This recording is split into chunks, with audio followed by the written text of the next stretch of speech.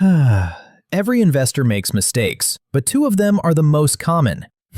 Meet our Stickman investor. He looks simple, but he shows exactly how emotions can destroy your money. Let's start with mistake number 1. The market is going up, and up, and up. Our Stickman starts to panic. I'm going to miss out. This is called FOMO, the fear of missing out. He jumps in, buying at the very top, just because he sees the price rising. But buying in a rush, with no plan, usually ends badly.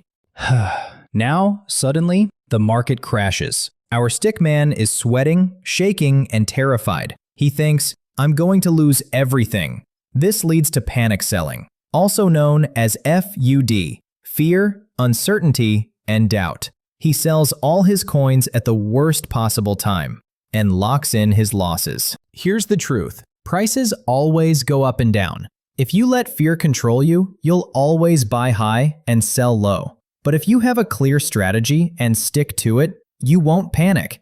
Remember, strategy is always stronger than panic. So don't trade with fear. Don't be like Stickman when he panics. Be smart, stay calm, and follow your plan. If you learned something today, give this video a thumbs up and subscribe for more simple investing lessons with Stickman.